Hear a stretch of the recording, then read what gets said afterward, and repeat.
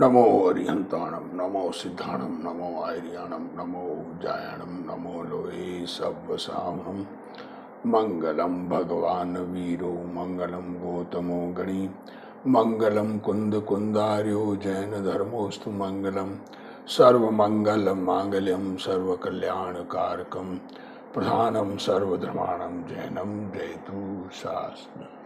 नमो तीर्थनायक ने नमो ओंकारनाद ने ओंकार संगर्यो जैने नमो ते कुंद कुंद ने अहो उपकार जिन वर्णो कुंदनो धन दिव्यनो जिन कुंद धनि आप्या अहो ते गुरु कहान। हरिवंश पुराण। हरिवंश में मुनि सुव्रतनाथ तीर्थंकर हुए। उसके बाद में अब नेमिनाथ भगवान गिरनार से मोक्ष पधारे। वो तीर्थंकर का वर्णन चल रहा है। महाभारत हो गई, लड़ाई हो गई। लड़ाई में जरासंध का वध हो गया, कृष्ण नारायण बन गए। अब वो द्वारका में आराम से रह रहे हैं। अब एक बसंत ऋतु के आयोजन की चर्चा की है। बसंत ऋतु के आयोजन में एक तो चर्चा की थी नेमिनाथ भगवान के बल की परीक्षा की कि कृष्ण से नेमिनाथ भगवान का बल अधिक है। ऐसा है, अतुल्य बल के धनी होते हैं तीर्थंकर जन्म से ही, और उनका बल का मुकाबला किसी से नहीं होता है। कोई और उनके बल का मुकाबला कर नहीं सकता है। तो नेमिनाथ भगवान ने पाँव के द्वारा ही परीक्षा कराई कि कृष्ण जी भैया आप मेरा पाँव हटा दो। तो वो कृष्ण जी हिला नहीं पाए, पसीने से तरबतर हो गए। अब बसंत ऋतु में आयोजन किया बसंत का, बाग बगीचे झूले आदि बगीचों में। और अब थोड़ी सी बसंत महीने में जो खेल कूद होते हैं, उसके बाद में थोड़ी सी गर्मी आ गई 2 महीने में। तो गर्मी के महीने में थोड़ा सा गर्मी होने से नदियों में पानी में खेलने का समय आया। खेल रहे हैं तो कृष्ण की रानियां नेमिनाथ भगवान को के साथ खेल रही है। नेमिनाथ भगवान छोटे देवर, तो देवर के साथ खेल रही है। तो अब खेलने में पानी जल क्रीड़ा, जल से खेल रही है। और उस खेल में तरुणियों का ग्रीष्म का दाह मिटा। देखो, जल क्रीड़ा कर तरुणियों का ग्रीष्म का दाह मिटा। जैसे एक मोटा गजराज हथिनियों के समूह को जीते, तैसे अकेला जिनराज जल केली विषय बोजाइयों के समूह को जीतता भया। सब बोजाई सारी बोजाइयां उनसे जीत न पाई। वह संपूर्ण स्त्री उस जल केल विषय तृप्त होती भई। च्युत हो गए हैं कर्णाभरण जिनके, और तरल हो गई है दृष्टि जिनकी, और घूसरे हो गए हैं अधर जिनके, और शिथिल हो गई है कटी मेल कला जिनकी। बिखर रहे हैं केस जिनके, हरि की प्रियाओं की सखी। जन वस्त्राभूषण नवीन लाई, सुस्नान कर उन पहरे। और भगवान नेमि जिनेन्द्र भी स्नान कर नवीन वस्त्राभरण पहने। अब देखो क्या कह रहे हैं, सब नहा धो के तैयार हो रहे हैं। तो वस्त्र सब पुराने भीग गए, भीगे हुए वस्त्र उतार कर नए वस्त्र पहन रहे हैं। तो सारी स्त्रियां भी पहन रही है और नेमिनाथ भगवान ने भी पहने। जिन वस्त्रों से जल केरी गेल करी थी, सो वस्त्र पकालने के वास्ते नेत्रों की शयन कर जामवती को जिनेन्द्र ने आज्ञा करी। जामवती जो शंभु कुमार की मां, उसको जिनेन्द्र परमात्मा ने कहा कि मेरे ये वस्त्र धो दो। तब वह भौं टेढ़ी कर कहती भाई मेरा पति नाग सैया पर शयन करे। क्या बोली देखो, अब 16,000 पत्नियां हैं। 16,000 में से ये 8,000 तो ये पटरानियां हैं, तो जामवती भी पटरानी में है। तो कहा कि मेरा पति तो नाग सैया पर सोता है। नाग सैया जो बनी हुई युद्ध आगार में, जिस विषय कोटिक भुजंगों के फण 1000 नाग उनके फण हैं, तिन पर मणि, तिन की ज्योति के मंडल कर दुगुणित भई है, मुकुट के मणियों की प्रभा, जिसकी उस मेघ के ध्वनि को जीते, ऐसा जो शंख उसे बजावे है। बादलों की गर्जना को जीत ले ऐसा शंख बजाते हैं, जिसकर धरती आकाश शब्दायमान होए है, और सारंग नामा धनुष जिसे कोई देख न सके उसे चढ़ावे है। देखो क्या कहा, 3 बातें कही। नाग सैया पर सोते हैं, जिनमें 1000 नाग जहां पर है 1, शंख बजाते हैं 2, और धनुष चढ़ाते हैं। और वो धनुष भी कैसा होगा उसकी बात, मतलब देवोपुनीत, देव द्वारा रक्षित धनुष। ऐसा मेरा भरतार सो मुझे कभी ऐसी आज्ञा न करे। कहा क्या कहा, ऐसे मेरे भरतार पति वो मुझे ऐसी आज्ञा नहीं करते कि मेरे वस्त्र धो दो, और तुम देवर होकर मुझसे वस्त्र पखालने की आज्ञा करी, सो उचित नहीं। तुम तो देवर हो, मेरे पति ने आज्ञा नहीं करी, तुम कैसे आज्ञा करी? मैं तो आपकी माता समान हूं। ये वचन जामवती के सुनकर कोई कन्हैया की कामिनी उससे कहती, भाई हे निर्लज, ये अनंत गुण के स्वामी, क्या कह रहे हो? दूसरी पत्नी उसने कहा कि हे निर्लज, अरे जामवती, ये अनंत गुण के स्वामी, ये तो अनंत गुण के स्वामी है, त्रिलोक के नाथ, इनसे पीछे जवाब कहना योग्य नहीं, इनको जवाब देना योग्य नहीं है। इनके साथ अपन खेल क्रीड़ा की ये बराबर है, पर इनको जवाब देना उचित नहीं। तेने ये वचन बिना समझे से कहे, तूने इनको ये वचन कहे हैं कि मेरा पति ऐसा ऐसा है, तो उसके इस मुकाबले तुम कौन हो? और तुम मेरा पति भी मुझे काम नहीं बताता कुछ भी, और तुम मुझे कैसे बताया? तो ये बिना समझे कह दिया। ये वार्ता उनके परस्पर भई। तब भगवान जामवती से कहते, भाई तेरा पति का अद्भुत पौरुष कहा। क्या कहा?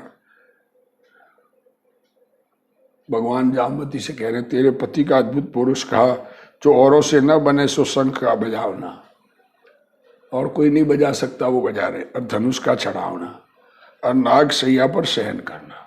बताया, सो यह क्या कठिन कार्य है? ये काम कौन सा कठिन है? ऐसा कहकर आप शीघ्र ही नगर में आए। क्या कह रहे हैं? अंदर में मान कषाय का परिणाम ज्ञानियों को भी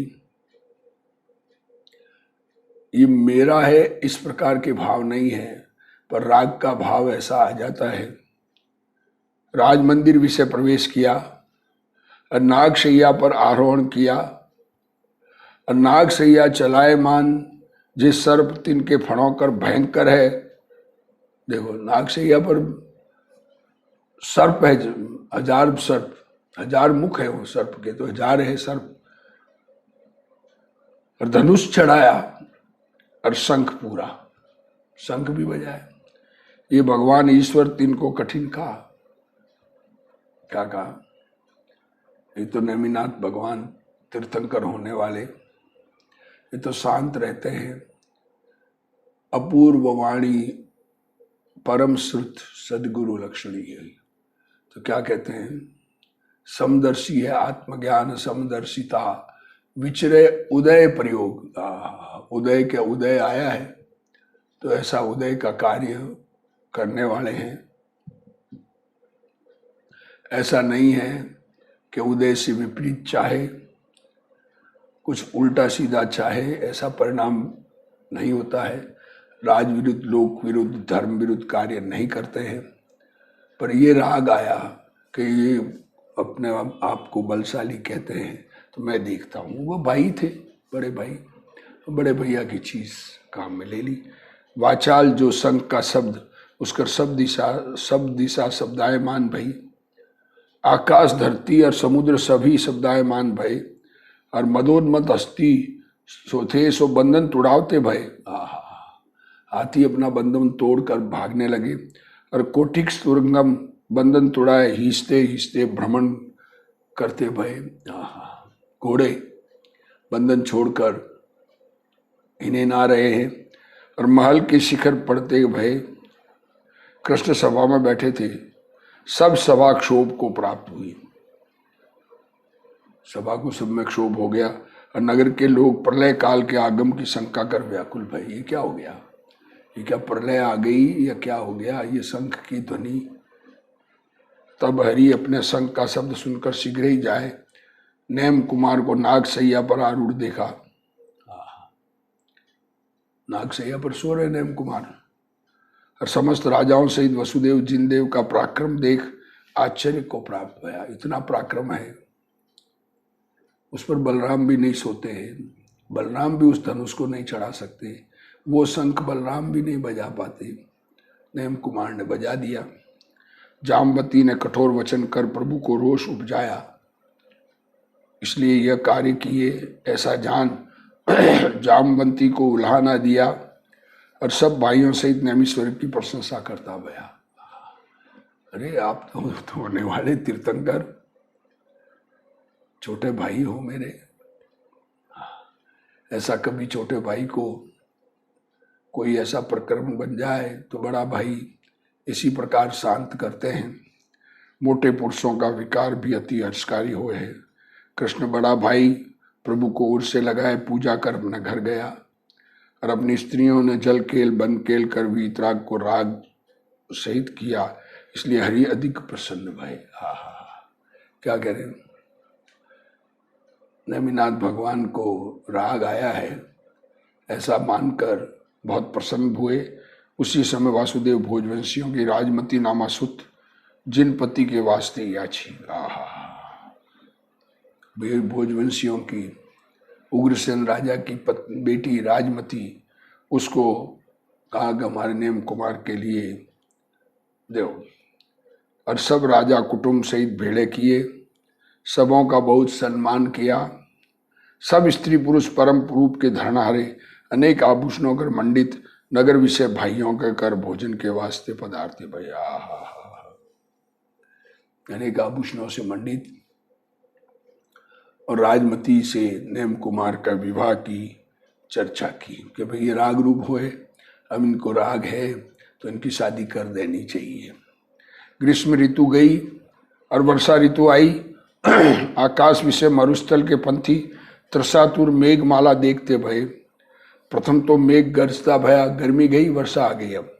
और फिर शीतल जल के कण के वर्षते भय, जिनकर पपियाओं को सुख होए, सो वह मेघ का वर्षना इस पृथ्वी विषय जे जर नर नारी वियोगी है, तिनको दूना दुस्सह आताप उपजावता भया। क्या कह रहे? बारिश होने पर ठंडक आनी चाहिए, ठंडा जल बरसा, पर नर नारी जो उनको पत्नी साथ नहीं है उनको दूना आतप हो गया। मेघ के वर्षने कर औरों का आतप दूर होए और वियोगियों के दूना आतप बढ़े। जिनके प्रेमिका, जिनकी पत्नी पियर गई हो तो पति को इस वर्षा ऋतु में जितनी तकलीफ होती है सामान्य रूप से उससे अधिक तकलीफ होती है, ये कहना चाह रहे हैं। ग्रीष्म को दो कर दिवाकर की किरण कर दग्ध जो वनस्थली, तीन विषय प्रथम ही मेघ के वर्षने कर अंकुरे उगते भय, सो मानो हर्ष के रोमांच ही भय हैं। दो द्रोप वगैरह उगती है ना, घास वगैरह तो उगती। पृथ्वी रूप प्रिया ने मेघ रूप प्रीतम के दर्शन कर हर्ष के रोमांच ही धारे हैं। चलायमान बिजुरी और चलायमान बादले और वर्षे है। मैं ही बूंद और इंद्रधनुष चढ़ रहा है। आकाश तो इनकर व्याप्त है और पृथ्वी सावन की डोकरियों का घर भरी है। सावन के क्या कहते हैं, अब ये डोकरियों शब्द का अर्थ नहीं ख्याल आया। सो पंथी चाले जैसे पंथियों का मन सरुथा गमन से विमुख भया। अब लोग बाग चलते हुए शांत हो गए, एक जगह रुक गए कि ये तो सावन के माह के में जीव जंतु उत्पन्न होते उसका कहा होगा, जो भी है। और कुटिल जाति के वृक्ष और कदम जाति के वृक्ष और बकुल जाति के वृक्ष फूल रहे हैं, तिनकर सब दिशा सुगंधमयी हो रही है। वन के स्थान और पहाड़ी की तलहटी और पहाड़ शिखर हरियाली कर सोए है। लता मेघ की गर्जना कर भय को प्राप्त भई। स्त्री जन ने चूड़ा और कंकण तिनके शब्द और वाचाल जो बहुलता उसकर प्रीतम का कंठ दृढ़ कर ग्रहण कर भय रूप ग्रह का निग्रह करती भई। और बहुत जोर से बादल गरजते हैं तो डर लगे ना, तो अपने पति का को बहुपाश में लेके डर को निवारण किया। और त्रिकाल योग के धरनहारे मुनि ग्रीष्म समय गिर के शिखर का शिला पर आतामन योग धार तिष्ठे थे। सो वर्षा काल विषय शीतल पवन मेघ की बूंद तिन करती विषम जो वृक्षों के तल तहाँ ध्यान धारते भाई। गर्मी में जो मुनिराज पहाड़ के शिखर पर ध्यान धारण करते थे, वो अब वर्षा ऋतु में पेड़ के नीचे बैठते हैं ध्यान में। वर्षा ऋतु तरुतल नीचे बूंद छह सहे छिण छिण में। उस समय श्री नेमी जिनेश्वर 4 घोड़ाओं कर युक्त जो रथ उस पर चढ़कर विवाह को चले। अब उनकी शादी तय हो गई, तो श्रावण महीने में शादी। अब उस समय जैसा भी रिवाज होगा, सो वह रथ सूर्य के रथ की प्रभा को जीते हैं। उस पर विराजे श्री नेमिनाथ राजाओं के तरुण पुत्रों कर संयुक्त गमन करते भय।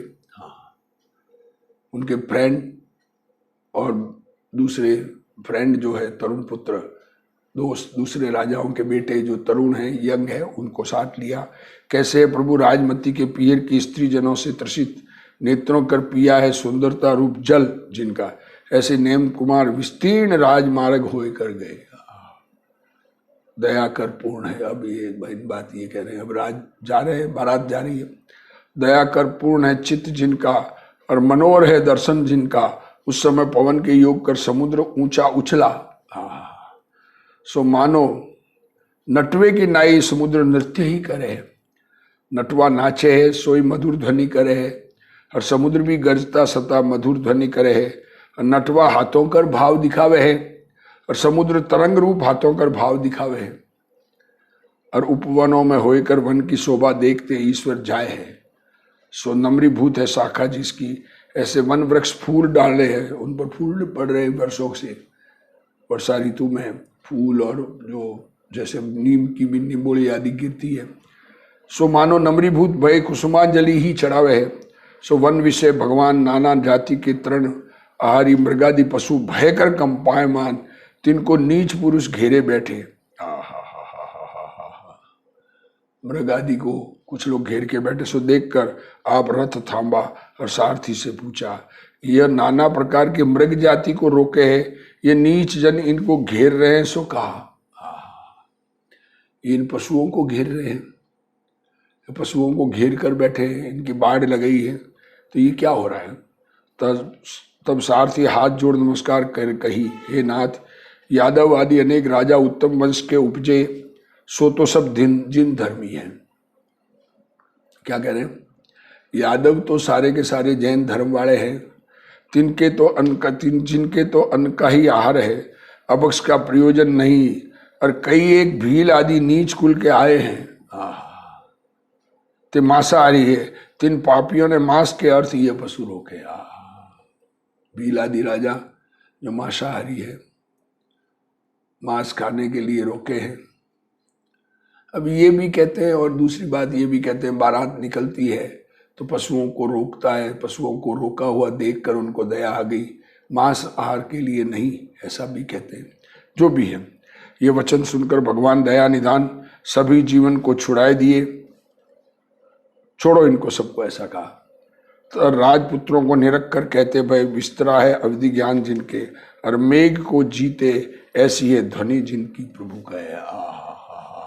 वैराग आ गया और अवधि ज्ञान उत्पन्न हो गया। भाई ये अवधि ज्ञान तो अवधि ज्ञान का फैलाव हो गया। ये कह रहे, अहो लोगों, ये पशु नहीं है, घर जिनों के, और वन के तृण जल का है भक्षण। देखो ये पशु है, इनके घर नहीं, और ये तो तृण और जल पीते हैं, तृण घास खाने वाले हैं, जिनके निरपराध ऐसे मृगों के समूह, इनको कोई मारे उस समान निर्दयी कौन। धिक्कार उन पापियों को जो दुर्बल जीवों को मारे। रण विषय रण के जीतने कर पाई है कीर्ति जिन ऐसे योद्धा जो उन पर चलाए कर आवे, उस पर प्रहार करे और पर न करे। क्या करे? जो युद्ध में जीतने वाले योद्धा और इन पर प्रहार करे, मूक पशुओं पर, बेचारे घास खाने वाले, हाथी का सवार, तुरंग का सवार, रथ का सवार जो लड़ने आवे उससे लड़े और प्रहार न करे। हाथी सवार वगैरह सामने लड़ने आवे उनसे तो लड़े और प्रहार न करे, ये तो होता नहीं। ये सामंतों की रीति है और पापी जीवों के विचार नहीं, विचार ही नहीं। जे वन के दुष्ट जीव अष्टापद सिंह और वन गज पकड़कर मारने को आवे। अष्टापद और सिंह वन को गज पकड़कर मारने को आवे, हाथी पकड़कर मारने को आवे, उनके दूरी भागे और युद्ध से दूर भागे। ये तो युद्ध से दूर, ये तो लड़ने को तैयार ही नहीं है, लड़ाई से भागने वाले हैं। और महादुर्बल मृग और शूषा आदि इनको मारे और उनका मांस भखे, ते पापियों को लाज न आवे। ये मृग बेचारे भाग जाते हैं, कोई शेर मारने आवे तो ये तो भागते हैं, ये लड़ नहीं सकते हैं, लड़ने की सामर्थ्य वाले नहीं है। अपने चरणों में कांटों के बेद के भय से पहरे, अपने शरीर के अनेक यत्न करे और वापरे कोमल मृग उनको मृगया विषय तीक्ष्ण शस्त्रों कर मारे। उनकी करुणा कहाँ पर? जीव में और आप में भेद कहा, जे पर जीव को मारे है। और जीव में और अपने में क्या फर्क है? सब जीव समान है, सारे जीव चैतन्य भगवान आत्मा है। और ये भगवान आत्मा को कितना कष्ट, सो भव भव में मारे जाए हैं। ऐसे जीवों को मारने वाले भव भव में मरते हैं। जो लड़ने आवे उससे तो लड़ने की बात समझ में आती है, फिर भी वो भी उचित तो नहीं लड़ना, पर जो लड़ने नहीं आ रहे हैं, शांत है, वो तो भागने वाले हैं, उनको मारकर क्या लेना चाहते? नरक निगोद के दुख रूप फल, उनके फल रूप फूल रूप यह हिंसादि पाप ये नीच जन आचरे है, उनके परभव विषय सुख कहां से होए? इन पापों के उदय विषय जीव दुखी भोगवे है। सठ काय के जीवों का पीड़न सोई है पाप। छह काय के जीवों की हिंसा करना, उनको दुखी करना, इसी को बड़ा पाप कहा है। हिंसा महापाप है। किसी भी जीव को हमारे निमित्त से दुख पहुंचे तो ये पाप बंध का ही कारण है। देखो ये बड़ा आश्चर्य है, ये प्राणी विस्तीर्ण राज्य को तो चाहे है, राज को तो बड़ा करना चाहता है, और जीवों की हिंसा विषय तत्पर होए है। सो हिंसा कर पाप का बंध होए, और पाप के बंध का फल कड़वा है, बहुत कड़वा फल मिलता है। प्रकृति बंध, प्रदेश बंध, अनुभाग बंध, स्थिति बंध। प्रकृति, प्रदेश, स्थिति और अनुभाग, ये चार प्रकार का बंध जिनके वश पड़े ये प्राणी दुर्गति विषय नाना प्रकार दुख भोगवे। अरे नरक निगोद में सब जगह हिंसा के फल में जाना होवे। ये जीव नरभव भी पाए कर विषय सुख कर मोहित भया, संसार के दुख की निवृत्ति का यत्न नहीं करे। भव भव में दुख की खान, सो ये विषय रूप नीच सुख उसका अति आसक्त है। सो इसकी भूल कहाँ लग गई है? ये बाह्य रूप विषयोत्पन्न सांसारिक सुख इंद्रादिक पदों के भोगवे तो तृप्ति के कारण नहीं, जैसे सैकड़ों नदी समुद्र को तृप्ति का कारण नहीं। देखो देखो मैं पूर्व भव विषय विद्याधरों का अधिपति भया, फिर देवों के सुख भोग कर महाराजा भया। पूर्व भव में विद्याधरों का अधिपति हुआ, फिर महाराजा हुआ, फिर अच्युतेंद्र भया, फिर राजा सुप्रतिष्ठ भया, फिर जयंत नामा विमान विषय अहम इंद्र भया।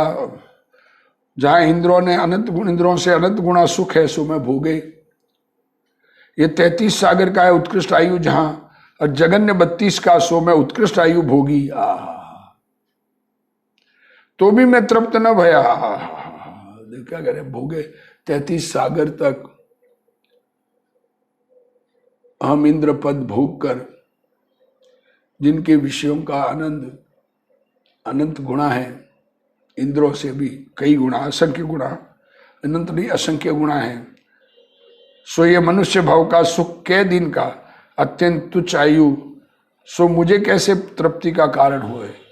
अब ये इस भाव में इतनी छोटी सी आयु मनुष्य की, और क्या तृप्ति हो जाएगी।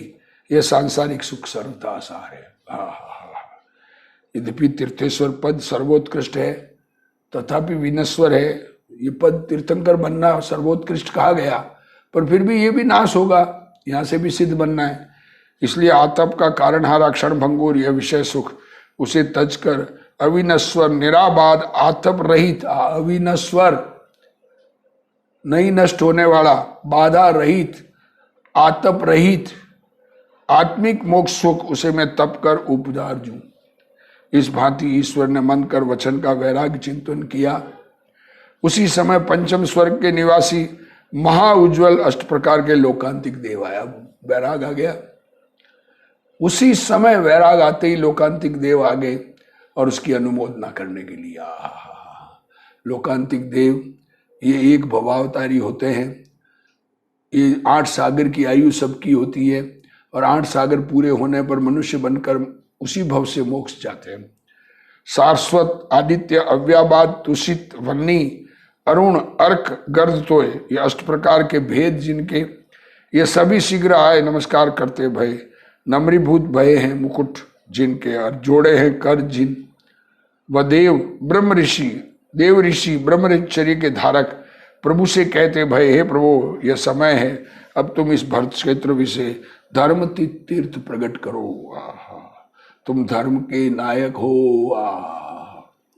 इस भांति लोकाधिक देव स्तुति करते भय। भगवान स्वयंभू स्वयं प्रतिबुद्ध है, जिनको कोई कहाँ समझावे, भगवान को कहाँ समझाना है, पर ऐसा भाव आता है। वचन कहे और उसी अनुसार सेवक बोले। भगवान जो कहे उसके अनुसार ही सेवक बोलता है। जो राजा हो, राजा के साथ सेवक जाने वाला हो, तो वो उसी के अनुसार बोलता है। सो वचन पुनरुक्त अवसर विषय सफल है। लोकांतिक देवों का यही नियोग है। तब कल्याणक विषय आए, स्तुति करे और वैराग्य की वृद्धि के वचन कहे। भगवान सब जीवों के बांधव, मृगों के बांधव, तत्काल मृगों को छुड़ाए, द्वारावती पुरी आए, तहाँ सिंहासन पर विराजे इंद्रादिक। तब कल्याणक के अर्थ आए, प्रभु ने स्नान किया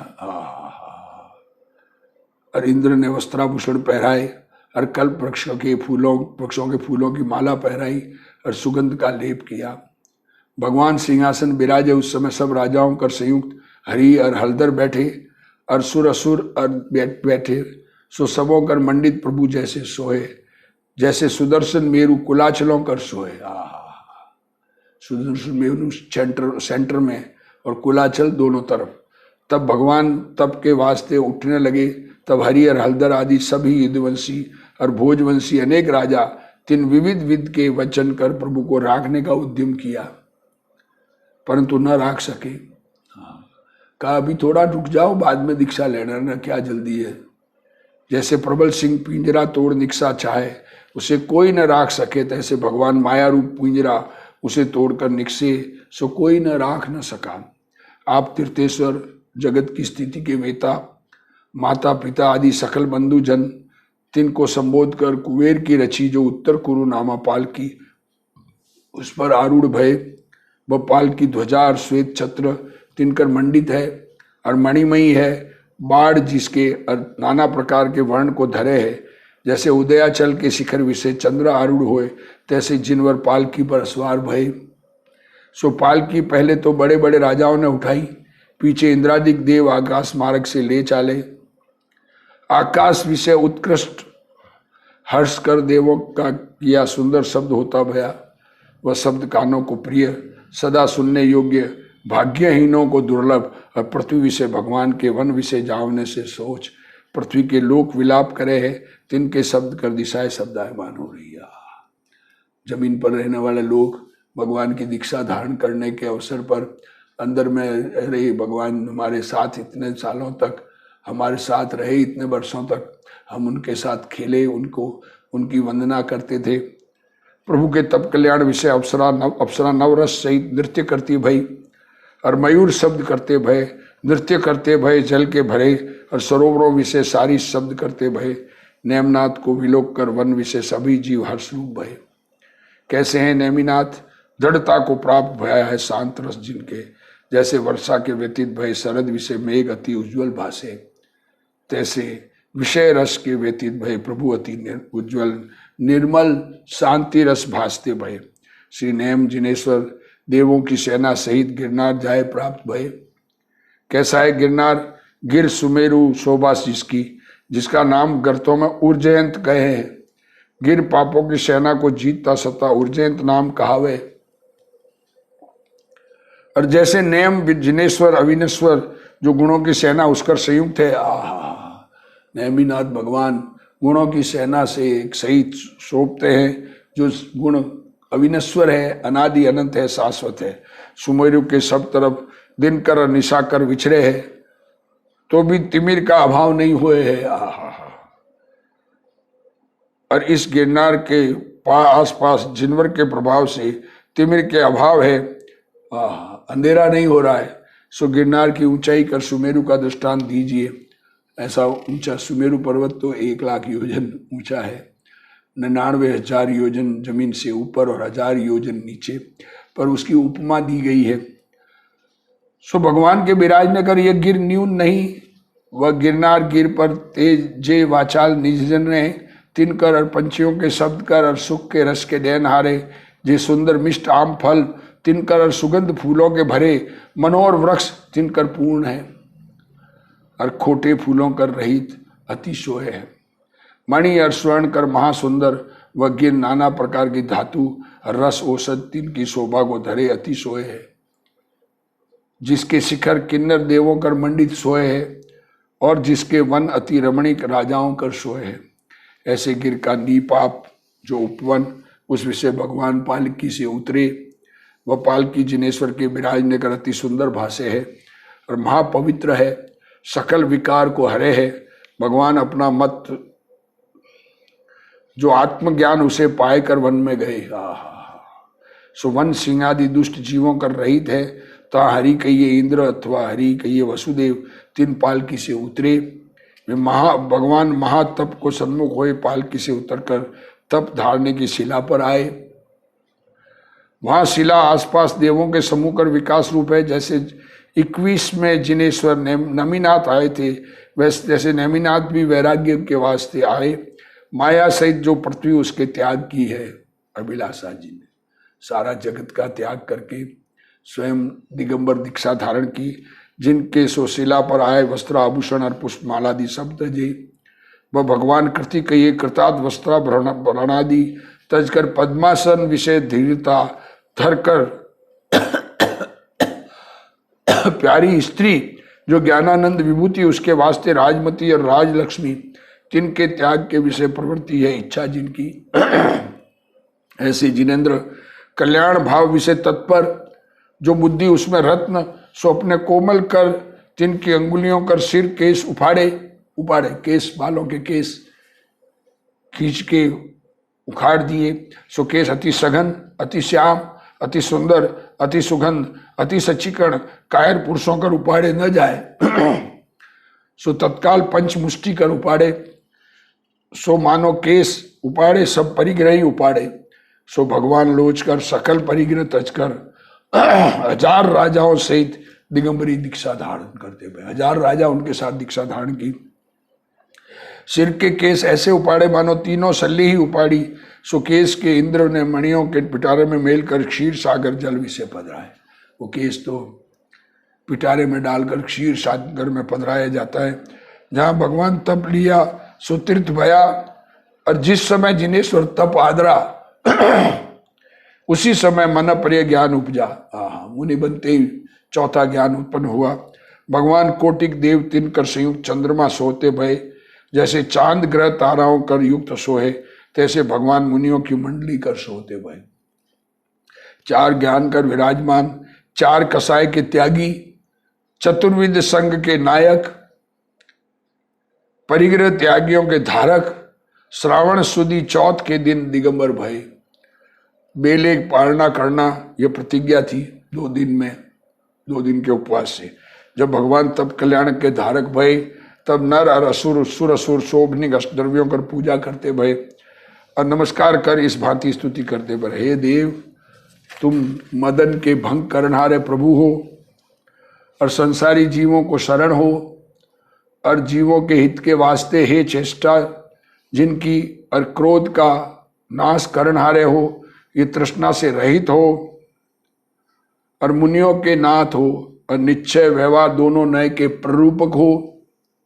इस भांति स्तवन पूर्वक सुर असुर और राजेश्वर परमेश्वर को नमस्कार कर इनके गुण अपने हृदय में धारते भय, तप विषय विराजमान भगवान कर्म रूप शत्रुओं के नाश को चक्र की धारा समान तिनको भाव सहित नमस्कार कर सुर नर अपने स्थानक गए। अब आगे उनका आहार दान कैसे होता है, राजमती का क्या होता है और बाकी भी जो व्रत तप कैसे किस प्रकार के होते हैं उसका कथन चलेगा। उसका कथन अगले स्वाध्याय में। हे जिनवाणी भारती तो ही जपो दिन रैन, जो तेरा शरणा गए सो पावे सुख चैन। जा वाणी के ज्ञान ते सूझे लोकालोक, सो वाणी मस्तक नमो सदा दे तू ढोक। जिनवाणी मात की जय।